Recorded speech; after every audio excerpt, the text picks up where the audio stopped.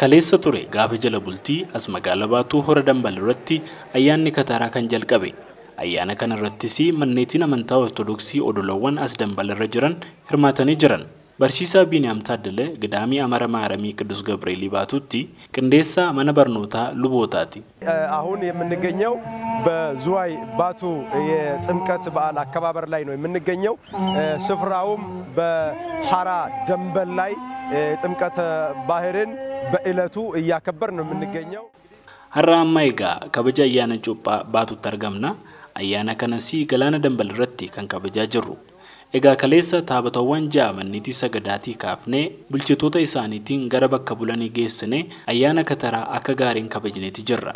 Galgala sirnoonni adda addaa erga gaggeeffamanii xumuraniin booda amma immoo ayyaana cuuphaatu gaggeeffamuuf jedha.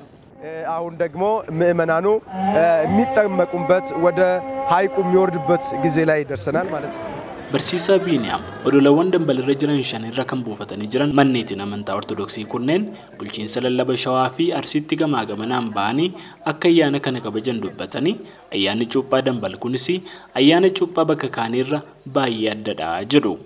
ባቱ ከተማን ልዩ የሚያደርገው በዚህ በሐራ ደንበል ላይ ነው የምናከብረው በዓሉ። Kabaja kana wanni adda taasisu ayyaanni kun galaana dambal irratti kabajama. Bakkeen biraa yoo laalte namni hidha bishaanii keessatti kabaja. Ayyaana cuuphaa kana kun garuu galaana uumamaa kennaa waaqaa keessatti waan kabajamuuf addadha. ገንዳዋ በእግዚአብሔር የተሰራ የሚያስገርም የሚያስደንቅ ሐይቅ አላት። Hirmaattonni ayyaana kanaas ayyaanichatti gammadu himu. Darajjee Daadhii jiraataa magaalaa Baatuuti. Kan Baatuu kun wanti adda isa godhu harri isaatillee harra sirriitti bal'aadha.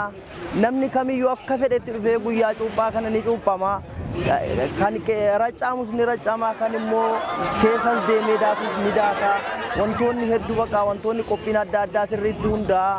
Taphni hin jira, tapha garagaraati jira, sabab sablammiin garagaraatti naannoo garagaraatti irraa dhufa, sirriitti nama gammachiisa.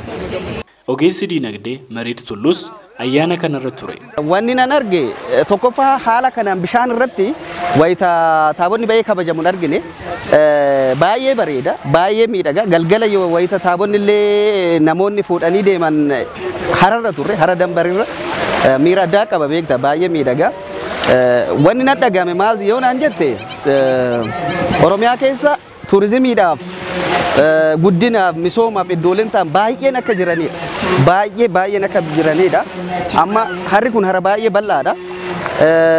Odola baay'ee qaba. Odola 5 ol qaba jedhaniiti kan nutti himanii. Baay'ee misoomaaf lafa ta'u, jireenyaaf lafa ta'u, Finfinnee irraa fageenya irra hin jiru. Guyyaa tokkotti dhuftee asitti bashannantee bakka deebi'uudhaa galtu. Keessattuu ayyaanota guguddaa akkanaa kanarratti Oromoon lafa isaatti mana isaatti kabajatu osoo danda'u lafa isaatti irraa bakka biraatti waan biraa barbaaduudhaaf kan deemu natti dhagahamaa ture. Kana booda cuuphaa ayyaanolee gara biraa dabalatee Oromiyaa keessatti bifa adda ta'een ho'ifamee akka hojjetamuu danda'u namoonni investi gochuu barbaadanillee Oromiyaan naannoo kamirrayyuu caala naannoo biraa waan argeef investimentiidhaaf nama harkisuudhaaf warra adiis warra gurraacha harkisuudhaaf baay'ee gaarii akka taatedha kanan arge. Mariit bakki kun amantaa Ortodoksii keessatti illee seenaa kan qabu waan ta'eef qaamni dhimmi ilaallatu marti irratti hojjechuu qaballee jechaan hime.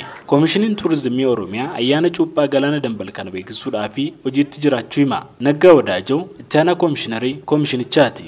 Egaa ayyaanichi baay'ee ho'aa ture akka ilaaltetti ho'ina caalaa immoo hawwatummaan isaa waan addaati.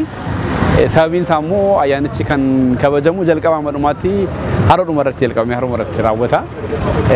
Tokkoffaan egaa uumama magaalaa kana gaafa fudhattee ilaalte qarqara haroo dambal irratti kan hundoofte taate diizaayinii magaalaa baay'ee bareedaa ta'e kan qabdudha. Manneen amantaa Ortodoksii immoo odoloota 5 jiran irratti jiru. Odoloota irraa ka'aniitu giddugala tokkotti wal arganii achiin booda gara iddootti boqotan iddootti aara galfiisan isaaniitti dhufanii bulanii ganama saamoo barumsaa saamoo iddoo mana amantaa sanatti immoo deebi'anii galu jechaadha. Egaa agarsiisni isaa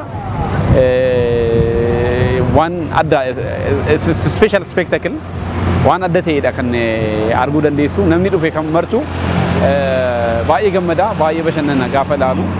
Kan amantaa kana hordofu qofa osoo hin ta'in kan hin hordofne illee dhufee waan kana ilaaluu barbaada. turistoonni biyya keessaas biyya alaas dhufu nu barreen gaddaa jalqabsiisne waggaa lama erga uumamne barreen gaddaa jalqabsiisne promoot gochuu barana lakkoofsa dabaleera akkuma argiteetti bara dhufumoo kana caalaa taa'anii eegna. Itti aanaa Koomishinar Naggaan Koomishiniin Tuurizimii Oromiyaa cuuphaa galaana dambal dabalatee ayyaanota hawwata tuurizimiif oolan kan beeksisuudhaa fi qaamolee dhimmi ilaalu guula hojjetaa jiraachuus dubbatanii jiran. Gabaasa Sagalee Ameerikaaf Galmuu Daawit Baatuu Dambalirraa.